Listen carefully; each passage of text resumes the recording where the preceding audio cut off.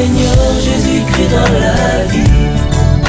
Bien-aimé, tu seras victorieux, même si ta route s'envirait dans la souffrance. Tu finiras par voir la gloire de Dieu, avoir le Seigneur Jésus-Christ dans la vie. Je bénis la présence de tout et chacun de nous ici et que Dieu nous soit favorable. Amen. Rapidement, nous allons ouvrir nos Bibles dans le livre d'Ésaïe, chapitre 60.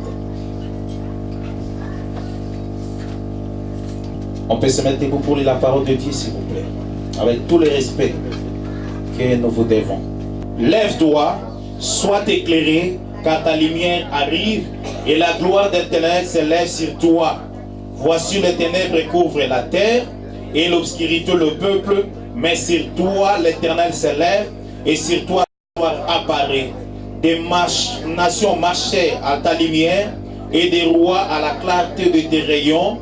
Porte les yeux aux alentours et regarde, tous ils s'assemblent et viennent vers toi. Tes fils arrivent de loin et tes fils sont portés sur le bras. Tu tressailleras alors et tu te réjouiras et ton cœur bondira et se dilatera. Quand les richesses de la mer se tourneront vers toi et quand les trésors des nations viendront à toi. Amen. Alléluia. Est-ce qu'on peut s'asseoir et nous acclamons la parole de Dieu? Alléluia. À partir du verset 50, chapitre 58 du livre d'Ésaïe, Dieu était en train de réparer le peuple. Il était en train de chercher la perfection. Il était en train de vouloir amener son peuple à la restauration. Alléluia. À partir du chapitre 58, chapitre 59 et au chapitre 60, nous voyons Dieu au travers des prophètes Ésaïe changer les tons et changer le message. Au chapitre 58, Dieu voulait rassembler alors son peuple. Au chapitre 58, 59, pardon, Dieu déclare le mal qui était entre lui et le peuple. Ces scissions-là, cette division qui existait entre le Dieu d'Israël et son peuple. Il dira, non, la main de l'Éternel n'est pas trop courte pour agir, mais ce sont vos péchés. Alléluia. Alléluia. Dieu voulait maintenant ouvrir. Dieu voulait restaurer sa relation avec son peuple, car il a dit, Israël sera appelé mon peuple. Alors Dieu ne voulait pas que son peuple fût loin de lui, mais Dieu voulait qu'il y ait une certaine communication entre lui et son peuple. Amen. Alors il les a ouvert la voie de dire que je veux que vous vous sanctifiez. Je vais vous faire du bien. Je vais répondre à vos cris. Je vais faire du bien dans vos vies. Mais de la façon dont vous êtes, moi, un Dieu saint, je ne peux pas m'approcher de vous. La chose que vous devez vous faire, c'est vous sanctifier. Car ma main n'est pas trop courte pour agir. Alléluia. Amen. Je vais dire à quelqu'un ce matin, la main de l'Éternel n'est pas trop courte pour agir. Amen. Je vais dire à quelqu'un ce matin, Dieu est plus près de toi. Mais il faut comprendre quelque chose, la promesse est liée au temps. Dieu ne fait pas quelque chose en dehors de son temps. Jésus étant Dieu, c'est respecter le temps. Oh, je parle à quelqu'un. Je parle à quelqu'un. Lui étant Dieu, il pouvait aller au-delà. Parce que c'est sa mère qui l'a demandé. Mais dites, femme, qu'est-ce qu'il y a entre vous et moi? Mon temps n'est pas encore arrivé. Moi aussi étant Dieu, je suis soumis au temps. Alléluia. Parce que la Bible dit, il y a un soir et il y a un matin. Et Dieu se reposa.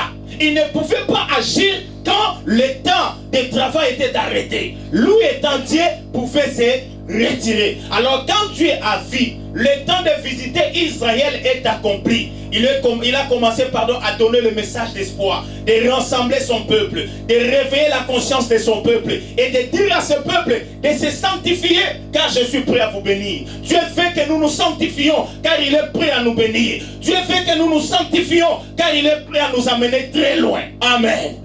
Alléluia. Alléluia. Il dit la main de l'Éternel n'est pas trop courte pour agir. Oui, je vais te dire, sa main n'est pas trop courte pour agir. Si Dieu n'agit pas, c'est qu'il y a quelque chose qui l'empêche d'agir. Mais sinon, il est disposé d'agir dans nos vies. Il est disposé d'agir dans nos familles. Il est disposé d'agir dans notre église. Il est disposé d'agir dans ta propre vie. Dans la situation auquel toi tu es en train de vivre, Dieu est capable d'agir. Pourquoi il va agir? Parce qu'il a dit, faisons l'homme à notre image, selon notre ressemblance. Ce sont ces deux mots foi qui me bouleverse. Dieu dit, faisons l'homme à notre image.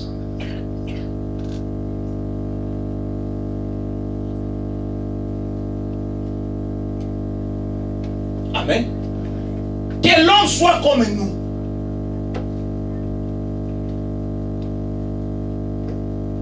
Que l'homme soit comme nous, notre image, telle que je suis. Je veux que l'homme soit comme cela. Mais non physiquement, en esprit. Ayant les attributs.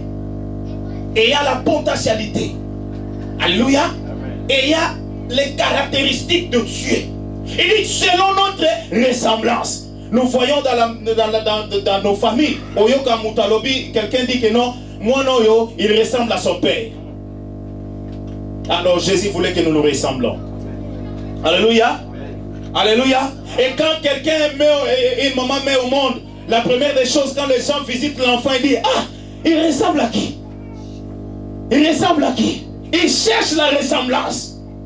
Or Dieu dit, faisons l'homme à notre image, selon notre ressemblance. Alors, imaginons que nous sommes la ressemblance de Dieu. Nous devons agir comme Dieu. C'est pourquoi quand Philippe disait, Seigneur, montre-nous le Père, et cela nous suffit. Jésus qui était l'image incarnée de Dieu a dit, c'est lui qui m'a vu. Pourquoi? Parce que je suis le reflet. Je suis la ressemblance du Père. C'est lui qui m'a vu, a vu le Seigneur. Et c'est ça ce que je veux que l'Église comprenne. Les gens doivent voir Jésus au travers de nous. Les caractéristiques de Jésus au travers de nous. La manifestation de la gloire de Jésus au travers de nous. Pourquoi? Parce que nous sommes l'image. Pourquoi nous sommes le reflet de sa gloire? Amen. Amen. Alléluia. Amen. Alléluia. Amen. Alléluia. Alléluia. Alors quand le peuple devait enlever des crimes, des fautes, c'est à ce moment-là que Dieu devait écouter. Ça, c'est un message que Dieu nous a donné pour l'Église. Sanctifions-nous car il est temps que Dieu puisse nous visiter. Purifions-nous car il est temps que Dieu puisse nous visiter. Alléluia. Il dit, ma main n'est pas trop courte pour agir, ni mon oreille trop dure pour attendre. Mais ce sont vos péchés et vos crimes. Alléluia.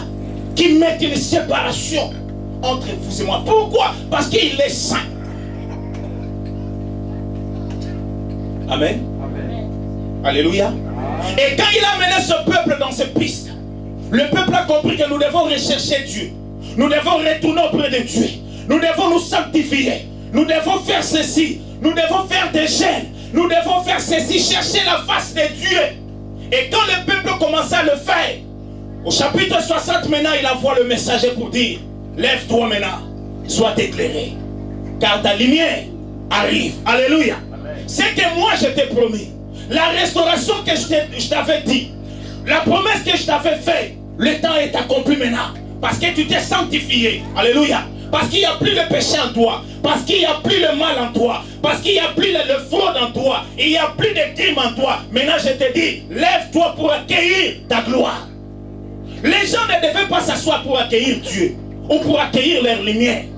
Parce que la Bible dit, on n'allume pas une lampe pour le mettre sous le boisseau, mais sur la table. Amen. Pour que cela puisse éclairer toute la maison. Amen. Alors Dieu voulait que son peuple puisse s'élever. S'élever dans leur vie de déception. S'élever dans leur vie de mal. S'élever dans leur vie de péché. En un mot pour dire, là où le peuple était assis, empêchait la gloire de se manifester. Le peuple devait se mettre debout. Amen. Seigneur Jésus, laisse-moi témoigner tous les bienfaits que tu as accomplis dans ma vie, pour que le monde puisse savoir. Tu es la réponse à tous ceux qui se confient en toi. Avoir le Seigneur Jésus-Christ dans la vie, bien-aimé, tu seras victorieux. Même si très longtemps t'irais dans la souffrance, tu finiras par voir la gloire de Dieu. Avoir le Seigneur Jésus.